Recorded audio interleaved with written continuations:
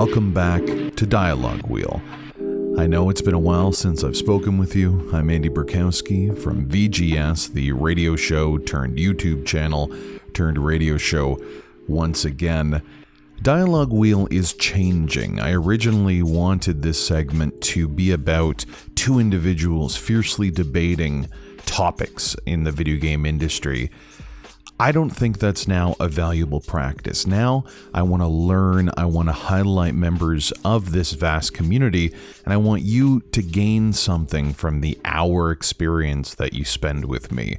Today, I want to learn more about how we see video games, how we understand them through the lens of journalism. What is really video game journalism? Today we have Patrick Klepek, senior reporter at Waypoint, formerly of Kotaku and Giant Bomb, a leading voice in the video game industry.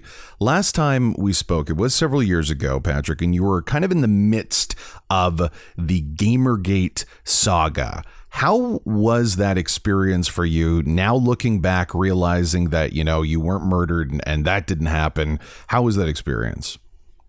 I think it was a pretty transformative, traumatic, interesting, sad. I mean, there's a lot of personal takeaways I have sort of internalized from that time period. I think it's important to note that while Gamergate as a term sort of has faded from the headlines and that like specific movement or motivating force for that movement at that particular time has sort of dissipated, that, the undercurrents of that I think are still felt, reverberated. I think there are a lot of parallels between a lot of the instigating and mobilizing and sort of tensions that undergirded Gamergate that we have seen, in the election of Donald Trump, there was a whole separate comics gate, the idea that sort of like social and cultural tensions flaring up and a certain conservatism in those tensions resulting in aggression towards certain voices and certain movements. That was never exclusive to video games, but it kind of got a name under Gamergate. But it is definitely found its way into the mainstream in a way that is horribly distressing. But I do think there is use in the fact that there was a name for it. There was something you can go back and study, and maybe it's helping to provide some useful tools and observations going forward. Mentioning that it isn't as identifiable in the video game community as perhaps it once was, do you think that this kind of insidious need to oppress certain viewpoints is more dangerous now because it is in some ways more subversive and more accepted generally, especially in the United States, of what's happening politically there? Oh yeah, I would argue that it's a lot more dangerous than it was in years past. It's one thing to have a movement that is finding its energy in different corners of the internet, allowing them to mobilize and sort of find one another and find a collective strength that was just not possible in the earlier internet and especially pre-internet. But it is certainly a different world in which here in America we're dealing with Donald Trump, sort of normalizing and championing certain elements of racism and white nationalism, and that is emboldening all sorts of people in which previously certain types of rhetoric were, at least you knew better than to say it in public, even if you had privately held views.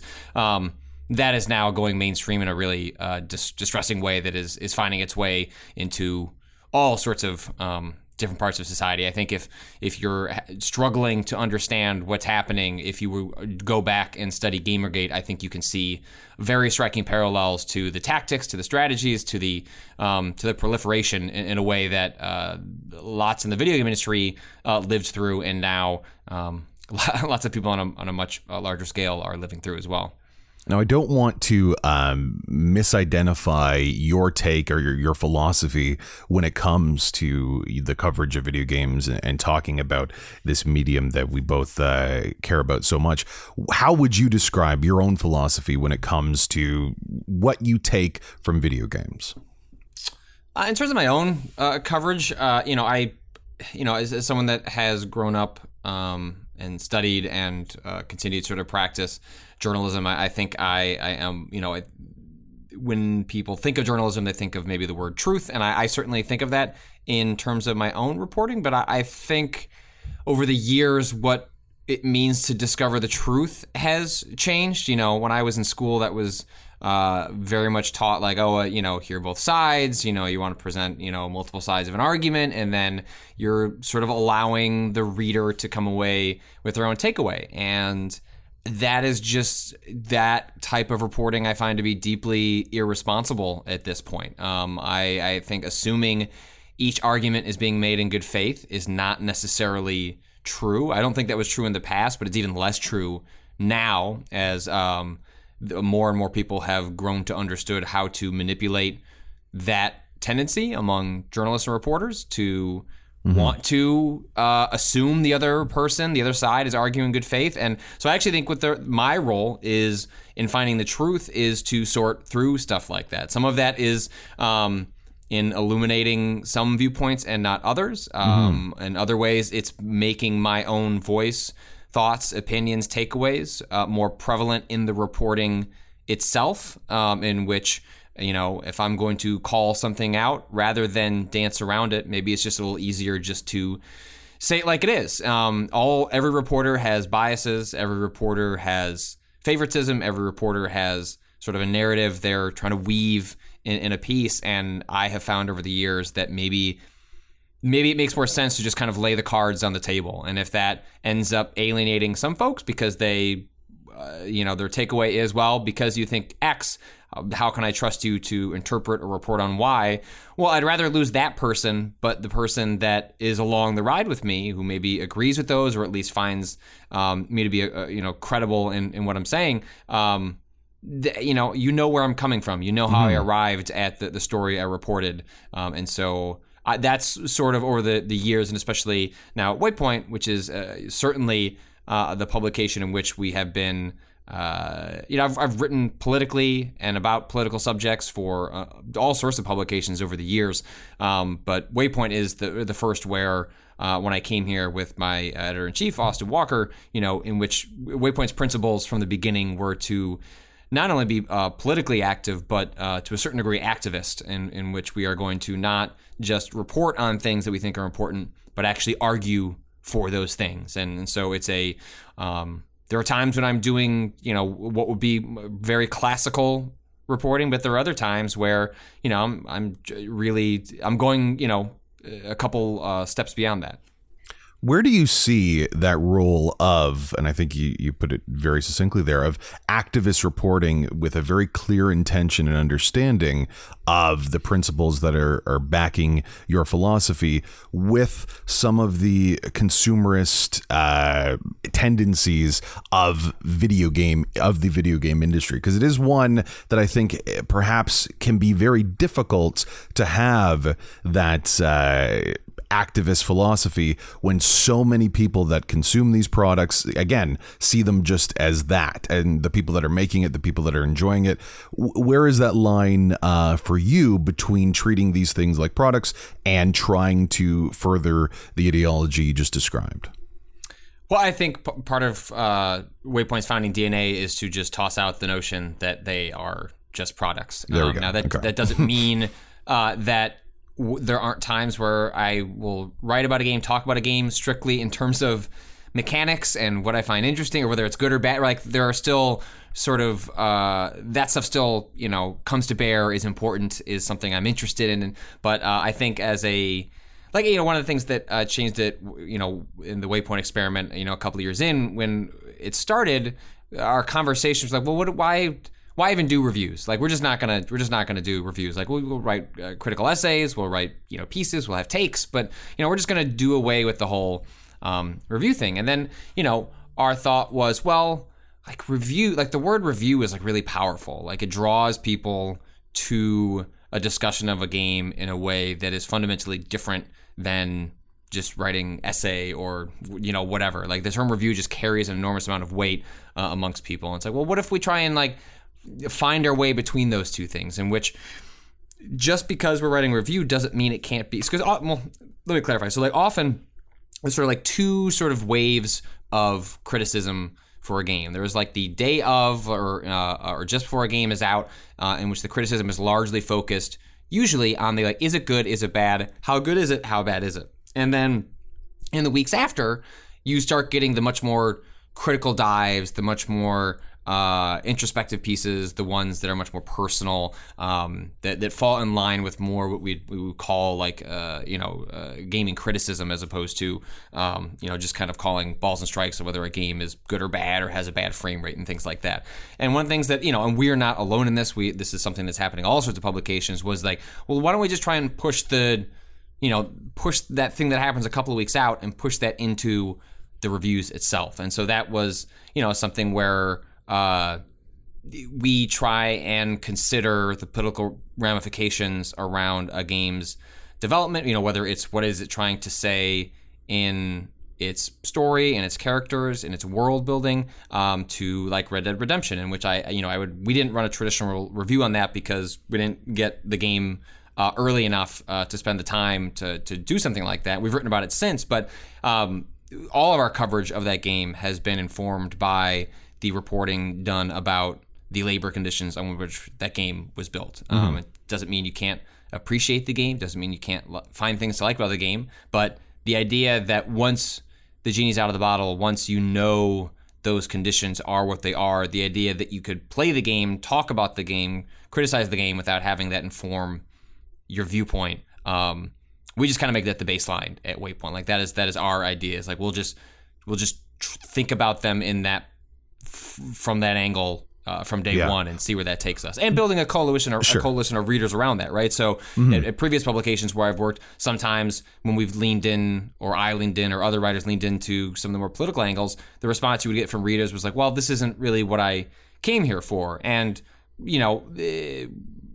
I didn't always felt like that argument held a lot of water, but I also felt like, wouldn't it be interesting if we started a publication where that's it from day one, and it's just take it or leave it from the outset. It's not like something like that won't deviate from how we're talking about games. This just is how we talk about games. And if that's not what you're interested in, then look, there are so many things you can read, listen, and watch that we'll be happy that you go and find something that speaks more to what you're looking for. But for the people that want to stick around at Waypoint, like, this is where we're coming from, and this is where we're always going to be coming from.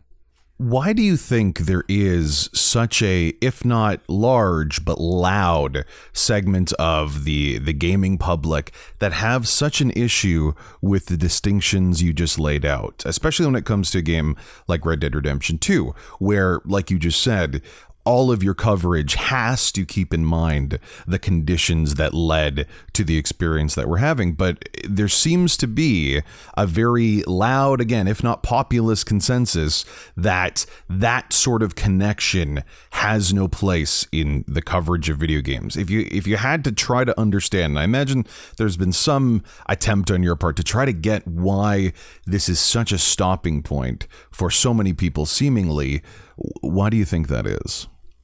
Well, there's probably a lot of reasons that vary based on like who you would talk to, but over the years, like various ones I've heard is by raising these sorts of issues, by criticizing games for these sorts of issues, you're determining the types of games that will be made next. And for folks that liked them how they were, like they consider that shuffling of the status quo to be sort of a form of aggression, and that bothers them. And so like they'd rather just things were the way they were, and that creators should make art for for art's sake, and that criticism shouldn't be a part of that, especially criticism that delves into culture and talking about sexism, racism, misogyny. So there's sort of like a purist angle from some people who they like that it's just graphics, sound, gameplay, replayability. Is it worth my $60? And find things like that to be sort of a front. And it kind of runs the spectrum from there. Some people are just trolling, right? Like some people know that by raising those issues, you care about those issues, and so by telling by raising hackles about that in your direction, you're likely to bother that person as a result. And yeah, I mean, I think I've I've heard the gamut at this point. I think honestly, for the most part, I try and just tune it out because I think I've established sort of enough of a rapport with my audience and the audience that Waypoint has built that it's like those people aren't our audience, and so I'm not that concerned if they have a problem with it. Well, that kind of leads to my next take here. Is the goal really to change the mind of game players who, like, for instance, revel in the hundreds of videos of the different ways you can kill the suffragettes in Red Dead Redemption 2? Is it about making them understand that maybe there's, a humanistic value to the creation of these games? Or is it more about highlighting and finding those people that are already from the perspective and an understanding that certain humanism is in all of these games and should be highlighted? From your perspective, what is your strategy? Yeah, I think it's more about highlighting what is there and often what isn't there, rather than trying to convince someone of your argument. I think maybe some of that naturally happens. I've heard from all sorts of folks over the years who have written to tell me that, things that I've said, things that I've been a part of, like, have influenced how they've thought about things and how their own values and interpretations of games and this whole sort of panoply of subjects has changed over the years. But that's a minority, and I can't be concerned about that too much, because I think there is more worth in highlighting the things that we value and find important than it is in hoping the YouTube commenter comes around and sees my viewpoint. And I think, like, part of that is linked up with the question you asked previously, is often people confuse sort of like the objective of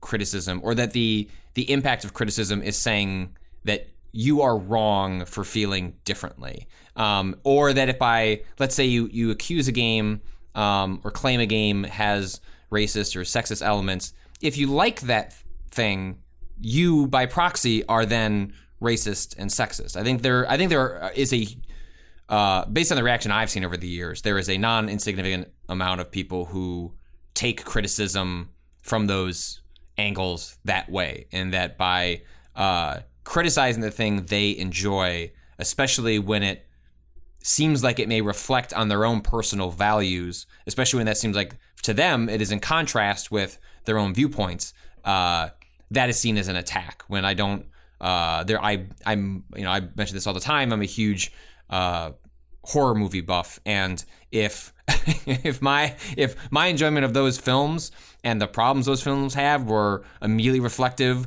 on me, and were a value judgment of myself, like, I would be in real trouble, because horror movies have all sorts of problems in all sorts of different directions. But I know that I can separate those two things, and that I can find sexist elements of revenge fantasy horror subgenres, while also knowing that doesn't necessarily, that's not what I'm here for. I can critique the work while also appreciating the work for different reasons. And I think there's a segment of audiences who they can't separate those two things. And so when you attack the game as a value judgment, then you are, by proxy attacking their values, even if that is often, or at least in my case, not necessarily the goal of the critic. Yeah, so if you're listening right now, and there's a good chance that you are, and you disagree vehemently with what Patrick and I are saying here, the goal is not to argue with you. The goal is just, this is information, this is a take, and not everything is meant to be, I guess, adversarial in its nature. And if it's taken that way, that is not exactly your intention, correct? Yeah, no, I think that's definitely right. But do you believe there is a sense of responsibility to the progression of the medium as a whole? Because from what I am getting here, your philosophy really speaks to people that believe in similar values that are considered more humanistic, maybe more progressive. Going forward, though, to make sure that this kind of way that the medium grows is more reflected in its growth. Is there responsibility to be adversarial to get there, or is your role more on the sides, just kind of hoping that video games become more representative, that unionization is something that we see more in video game development? What is your role to actually make the change happen? No, I think it is certainly to be adversarial. I think that is, often the role of any journalist or serious critic, is to there's a difference between adversarial and being, a jerk. There are often fine lines between those things. But, Waypoint, has constantly sort of criticized the video game industry for its precarious treatment of labor, the lack of unionization.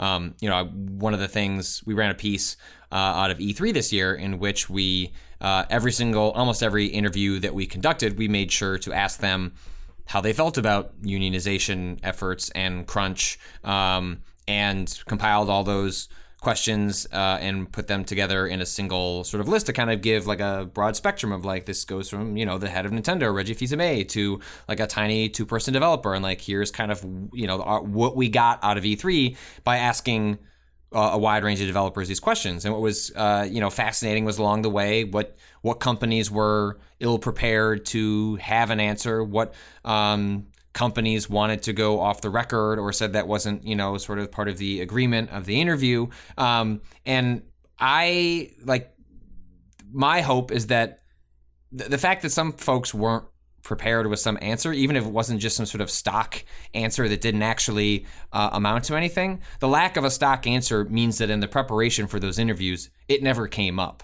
It never came up that, because when developers get ready for these big press tours, they are, most of the time, especially on the bigger budget games, they are brought aside. They are often told, like, here's what we expect from this a journalist. Like, these are the kind of topics they talk about.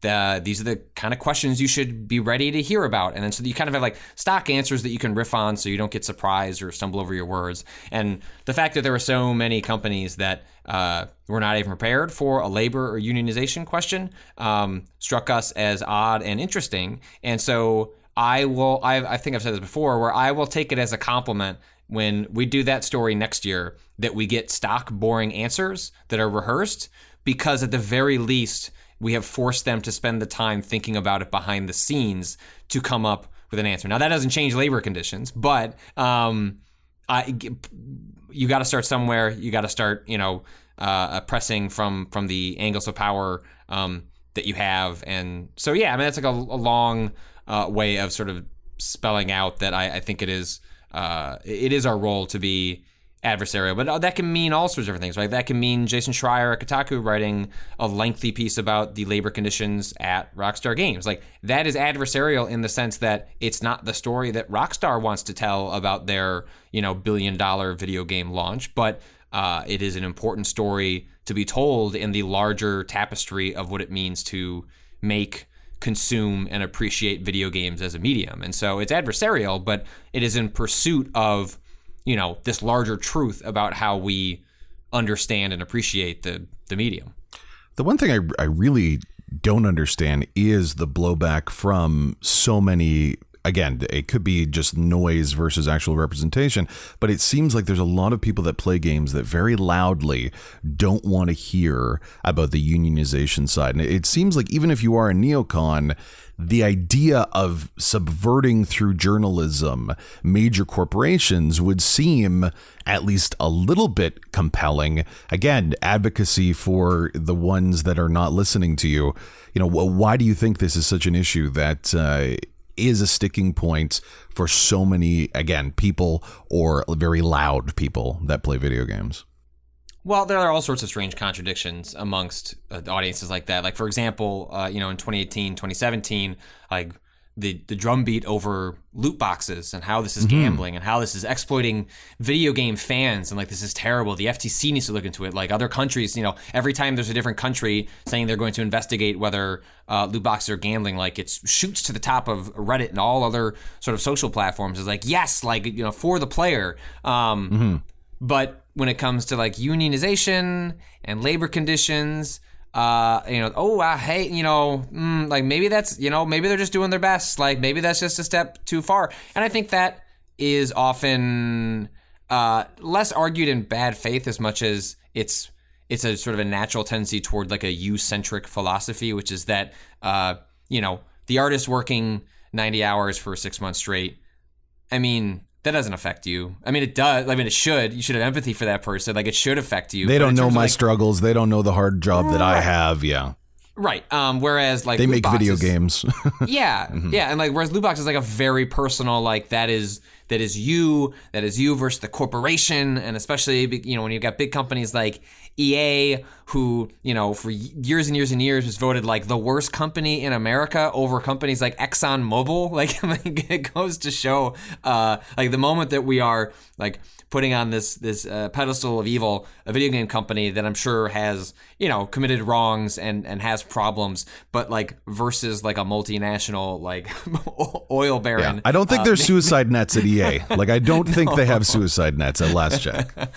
So I think that often, I mean, on one hand, it reflects sort of the concentrated power of video game fans and their abilities to sort of, manipulate different parts of the internet to sort of make a point. But often I think that has to do with just sort of like what is personally affecting you. And it is tied into a larger point from before about the Gamergate stuff is like, well, okay, so, I mean, all that labor stuff is pretty bad, but like, I really want Red Dead Redemption 2. So it's like, if they don't work those hours and I don't get that game, like, was it all worth it? I think, from Waypoint's perspective, from our perspective, from labor sort of advocates' perspective, it's like, well, I mean, you could probably still make that game. It just might have taken a little longer, or you would have just hired more people or like paid them better overtime. I mean, there is, I think, what I would push back on is the notion that those two goals are at odds with one another. I mean, maybe it is the case that it is actually genuinely unethical and untenable to make certain types of games if we want to value labor and human conditions to the level that we should. But I think it's probably more likely that it just requires a readjustment of priorities and values and how the actual process of production is handled, as opposed to like an eradication of these big budget video games, which I, as much as anyone, like playing as well. Mm-hmm.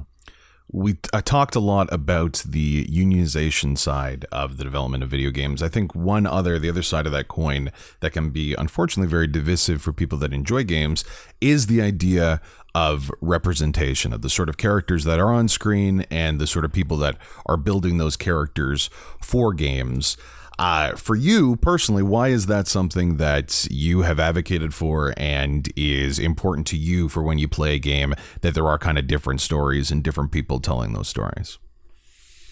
I mean, a lot of it has to do with the stories I've heard from other people, honestly. I mean, certainly it's an important value for myself, but like I guess it's more of a principle, but like that principle is informed by reading about and hearing about how powerful that has been for folks on the margins, people of color, sort of the whole spectrum of folks who are not normally represented and seen in video games. And so I consider part of my job to be an advocate for those viewpoints. I think that is only bolstered by sort of the privilege of being like, one of the few people that gets to write about this stuff is in a powerful position where I wake up every day and I can spend my time writing, reporting on more or less anything. And so I consider it to be like, a moral failing if I'm not considering the viewpoints and thoughts and feelings of others, and especially those whose voices are most often not heard or given a chance. And so, other than just I like seeing my video games represent the world that I walk around in. Like, I think that's just like a pretty fair, simple a way to look at it. It is also trying to leverage the responsibility I have to advocate for the people who love video games, who are interested in video games, and often so their thoughts and feelings are not always as considered. And so if I can be in a position to elevate that seems like a pretty all right thing to do. And again, I'm going to get you to advocate or try to explain away the groups of people, numerous or loud, that seem to have an issue with any sort of attention to representation whatsoever within video games? Is it just, in your opinion, bold-faced racism, or is there anything there that is multifaceted? Because I think with the unionization issue, you've explained the contradictions that people can understand. It is very hard for me to understand in any way someone that has an issue with representation. The line you will hear over and over from a lot of folks over the years is artistic purity, is don't dictate to creators how they should create. And so if they want to make, if all video games just happen to have, straight white dudes because that's what the straight white dudes who are making those games want to make, then that's, that should be it. Like, don't change the race of that character to cater to an audience. Like, don't change it because it's the right thing to do. It's like, no, it's all about artistic purity. It is about whatever the artist, whatever came out of their brain and went into the world, that is what should, go onto the page. That's what should go into the video game. I mean, I think a fair number of people are arguing that in good faith, even if I vehemently disagree with the notion of that. All art, especially consumerist art, video games are not there are video games that are made purely for artistic and non-commercial purposes, but that is not the video games we're talking about here. Most video games are a pseudo-commercial artistic endeavor with compromises made along the way that are all in service of something else that is not exactly what the creator themselves wanted. And I think that assumes also that there isn't an audience that wants that. Like, if you're making video games for an audience, you might want to consider who that audience is, and reflecting that in the diversity and representation of the characters and storytelling, I think makes a lot of sense to me. But it's like anything else. Like, the status quo is comfortable to people. Mm-hmm. They like things the way they are. Things are just fine. Like, why do we need to change things? Change is scary, but this is kind of just something that comes up over and over again, where that the notion that change is scary is not just reflected in sort of sharing that opinion. I think what's been so troubling, from Gamergate on, and even long before Gamergate, is how that is expressed. It is not just, I want the art to be the art, and I want to respect the artist. It's not just, I'm going to play this and it's okay, but I don't like this. It's very, right. They're pushing it forward. And it's when it elevates to harassment and targeting and sharing a contradictory or a different opinion or a thought on how it should or could be, then escalates beyond just, we just disagree. It then becomes, sort of a motivating impulse to attack and hurt other people. Yeah. Where do you see the extension of that thought to the idea of representation as a gamer? A lot of the rhetoric that I hear is tied into this notion of what a gamer is. Usually it's tied in with uncritical thought of the games that you experience, that if you have any of the analysis that you've been talking about here for the last 30 minutes, then you're not adhering to that kind of ideology of what it means to be a gamer. What do you think about that idea of representation, that people cling to the notion of, I am a gamer and that means this? Well, I mean, I think the term gamer is kind of dangerous because there's a lot of loaded politics and what does that mean? Like, once you start to unwrap what it means to be a gamer beyond just, it's just a fancy, unique term to describe someone that really likes video games and it has now become part of their identity. I mean, I think that in itself is dangerous to start. I think people are movie fans and book nerds, but gamer has a certain hold far beyond any of those. And I think the notion that when almost anything becomes so wrapped up in your identity, that can be really dangerous, especially when the term gamer often means you are the most important thing in the world. You are all powerful. You are the only one that matters. You are going to save everything. You. Like, that is what the term gamer is loaded with. And so the notion that then extends to folks who self-identify and are proud, like, I'm a gamer, but like I don't go around using that term. Like, if someone was to call me a gamer, like, yeah, sure, like, yeah, I video games are part of my integral part of my life. Like, sure, I'm a gamer. But then the moment when you're like, I'm gamer and I'm proud, like, it starts to become something a little bit different, maybe something a little more insidious, or maybe something that you haven't like fully unpacked why this thing has become. It is odd, the distinction between what you brought up there, that people are, like you said, book nerds and movie nerds, but when they're not necessarily, there isn't the gamer signification for those sorts of mediums. Why do you think that is? Because like you said, it can be very exclusionary and lead to some pretty troubling things that speak of the individual themselves. I mean, hard to say. I mean, I don't know if, maybe some of that is because, like, for a long period of time, the video games and the act of playing them was like a very isolating solo experience. And like, so maybe that like appeals to a certain type of person that then, as a result of spending so much time with something, you begin to identify and internalize it in a way that goes beyond just part of a pantheon of things that you are interested in. It becomes like sort of singular, because I think that's often when we're talking about when the notion of gamer becomes dangerous, or at least at the very least toxic, is like when it becomes like singular, like that is what you are. Like what you are is a gamer, and it also it's emboldened by the fact that the video game industry propagates these terms, like, everything, the marketing of video games, the marketing towards people that like video games is, I mean, I think, PlayStation's slogan right now is like power to the player. And like all their commercials are like very fun and goofy and often like reflect the diversity of players. But, taken as a whole, like the history of video games and the history of video game marketing, like it is very much about, you are the most important person in the world. You are the gamer. And I don't think it's surprising that some people could take and internalize that in ways that go beyond maybe what the marketing originally intended. Well, that solipsism really leads me to this huge phenomenon that's happened, I think, in the last few years since we spoke. The rise of and they wouldn't want to be identified that way, but the YouTube video game journalist. The idea that there is this huge wave of very exclusionary individuals that want to talk about games and are seen as adversarial to people like you, people like Jason Scheer, people that are trying to advocate in more traditional mediums.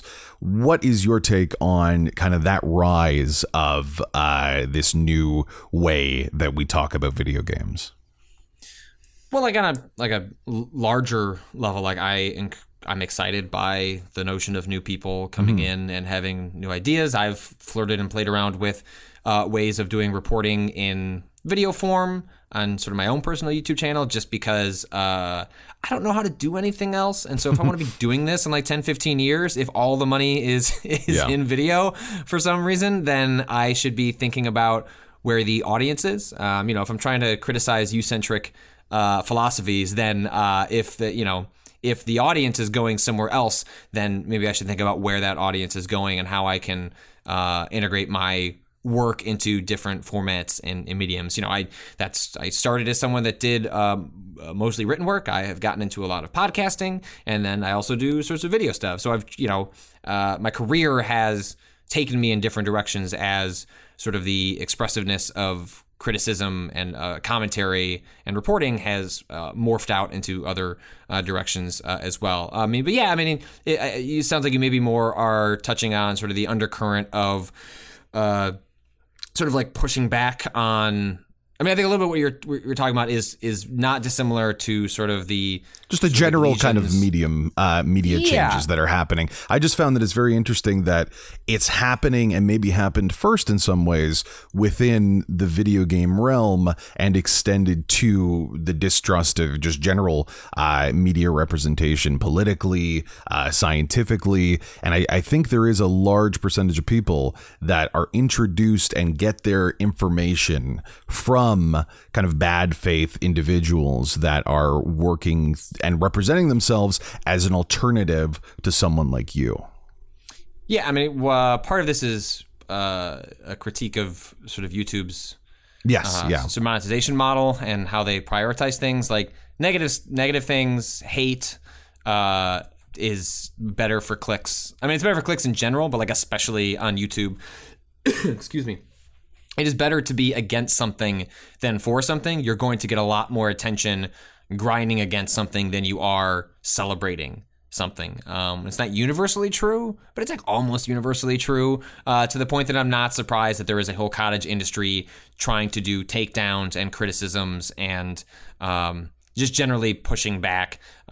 People like to be the victim, and like there's going to be a YouTube creator that's going to be happy to tell you, you are the victim, you are wrong, like you shouldn't rethink this, actually you are right. And that all gets wrapped up back in this sort of like gamer sort of philosophy. And I think there are so many great things that have come from the proliferation of media in which lots of different voices can get out there without having to go through various gatekeepers that determine you are important enough to be heard and on a platform. At the same time, it also means like you can also find whatever echo chamber you want that is going to make you feel good, like fit within your existing worldview. And I think that plays into a lot of this, which is just you have angry gamer sentiment, and then it's not hard to find a video that's going to help you pound the table and like, you are right, that person is wrong, they're bad.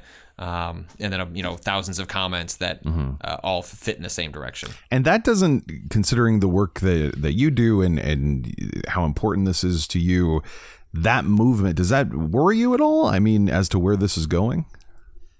I mean, it definitely, it makes me worry that there are countless people who are growing up on YouTube, on Twitch, and that their first interactions with the media and commentary and observations are from, that angle. Like, it's just easy to go down some really toxic rabbit holes on YouTube, and their algorithm definitely encourages that. And YouTube's slow embrace of actually moderating their platform in any meaningful way has only made this a lot worse. But yeah, I think about this a lot with, now that I'm a father of a 2.5-year-old, like, YouTube terrifies me because it seems like it takes 3 clicks and all of a sudden you're watching a Nazi propaganda video. But yeah, it does worry me because, if you grow up with an anti-media bias, that's, it takes a long time to grow up to a place where you can start sort of unpacking your own thoughts, feelings, and guiding your way out of there. And so if we have whole generations of players that are coming up through YouTube, that certainly raises the specter of its own set of problems. And I guess for me, all I can really do is kind of keep calling BS where I can and kind of just keep doing my own work. And that's sort of all I can do. Like, I can't take down the YouTube infrastructure as much as I might like sometimes. But, at this point, I kind of just, I have my audience, I have my work, I try and do the best work that I can, and I kind of control what I can control, and kind of take my swings where I think they're going to land, and try and make things better for the most amount of people. Well, that advocacy, I think, is something that is more and more needed as many young kids that are introduced to the world of video games through Fortnite are now realizing through the kind of that rabbit hole of YouTube that this person that's making, Fortnite collectibles videos leads them down to some very regressive views on women, on representation. You were speaking personally as a father that this worries you. I want to know more of you professionally. Do you think that is actually a problem? Because there is a tendency when any major media outlet is talking about video games to not represent it correctly. Professionally, do you think that is a problem, and what can people do? Well, like on YouTube, things like that are distressing because it's so. On one hand, it's never been easier to put up just infinite amounts of minutes of you talking over a game or talking about a game, and it's never been harder to understand what's in all of that. If an article that would take you 45 minutes to read is different than a video that would take you 45 minutes to watch. Just by the sheer act of being able, you can't really search a video in the way that you can search an article. And so, I think, what I've written about in the past, where I've heard from parents and other folks that, older brothers, older sisters that have people younger than them that are kind of like in these different ecosystems, and where you can watch one video of a creator where it is like, as you say, it is just like, here's how to do blank, blank, blank in blah, blah, blah. And then there's like then they do a live stream, and then all of a sudden they're like, getting extremely racist and sexist and misogynistic. It's like, how do you keep track of all that stuff? And you can't. Like, that is the scary part. Like, it is really difficult to imagine a world where you can fully vet those things, because there was some YouTube creator I wrote about this year or last year. I can't remember, because I've written about, unfortunately, a couple of them at this point. But it was this exact